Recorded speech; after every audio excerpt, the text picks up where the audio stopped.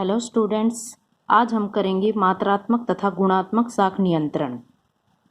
साख नियंत्रण को दो भागों में बांटा जाता है, मात्रात्मक और गुणात्मक। मात्रात्मक साख नियंत्रण से हमारा अभिप्राय है कि केंद्रीय बैंक के द्वारा जो भेदमूलक गैर भेदमूलक साख नीति अपनाई जाती है।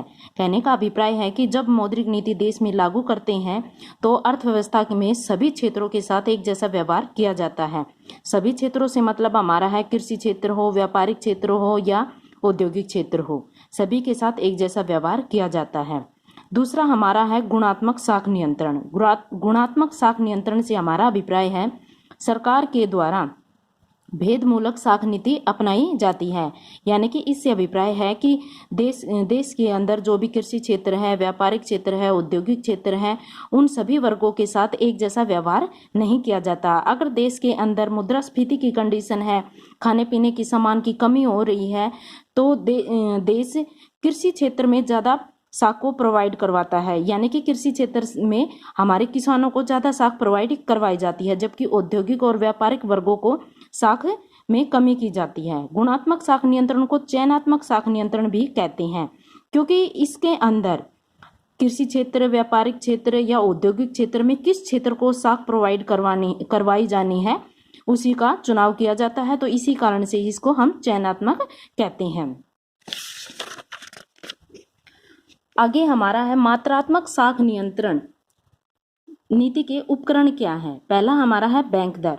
बैंक दर से अभिप्राय यह है कि बैंक दर ब्याज की वह न्यूनतम दर है जिस पर किसी देश का केंद्रीय बैंक दूसरे बैंकों को यानी कमर्शियल बैंकों को उनसे सिक्योरिटी प्राप्त करता है, यानी कि प्रतिभूति प्राप्त करता है और उसके बदले में उन्हें ऋण देता है और ऋण के बदले में उनसे बैंक दर लेता है। अगर देश के अंदर बैंक दर के बढ़ने से ब्याज दर बढ़ती है तथा बैंक दर के कम होने से ब्याज दर कम होती है। अगर देश के अंदर मुद्रास्फीति की कंडीशन है, यानी कि कीमतें बहुत ही ज्यादा बढ़ रही हैं, तो बैंक की दर को बढ़ा दिया जाता है। इसके फलस्वरूप क्या होगा कि साख में कमी हो जाएगी।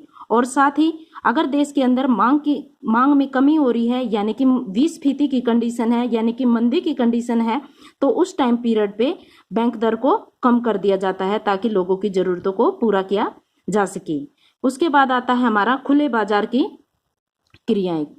जब किसी देश के केंद्रीय बैंक के द्वारा या सरकार के द्वारा खुले बाजार में यानी कि ओपन मार्केट के अंदर प्रतिभूतियों को यानी कि सिक्योरिटियों को खरीदा और बेचा जाता है, तो उसी क्रिया को हम खुले बाजार की क्रिया कहते हैं। जब किसी देश को साख का संकुचन करना होता है तो केंद्रीय बैंक खुले बाजार में प्रतिभूतियों को बेचना शुरू कर देता है, यानी कि जो वो कागजी करेंसी होती है पर नोट वगैरह होता है उनको वो बेचना शुरू कर देता है ताकि उसको ज्यादा केंद्रीय बैंक के पास पैसा ज्यादा आए। इसके विपरीत यदि देश के अंदर तेजी की कंडीशन होती है या साख बहुत ज्यादा होती है तो उस टाइम पीरियड पर केंद्रीय बैंक सिक्योरिटी को बेचता है ताकि साख में कमी की जा सके। तो यानी कि मांग, मुद्रास्फीति और मुद्रा विस्फीति को ठीक करने के लिए हम खुले बाजार की क्रियाओं का यूज करते हैं, यानी कि सिक्योरिटी को बेचते हैं और खरीदते हैं। अब आता है हमारा न्यूनतम निधि विधि अनुपात में परिवर्तन। इसको हम कैश रिजर्व रेशो भी कहते हैं।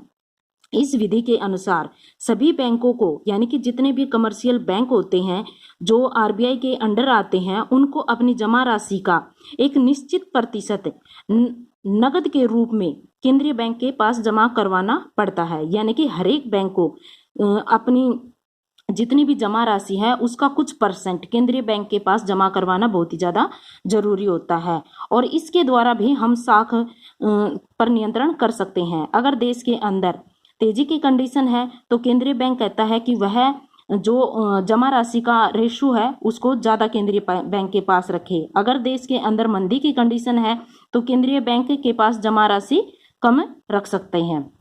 आगे हमारा आता है तरलता अनुपात में परिवर्तन। इस विधि के अनुसार प्रत्येक बैंक को अपनी कुल पूंजी यानी कि अपनी जमा राशि का एक निश्चित अनुपात अपने ही पास में रखना बहुत ज्यादा जरूरी होता है। इसी को हम तरलता अनुपात कहते हैं। जब केंद्रीय बैंक साख का संकुचन करना चाहता है तो तरलता अनुपात को बढ़ा देता है और इसके विपरीत यदि साख का विस्तार करना चाहता है तो तरलता अनुपात को कम कर देता है।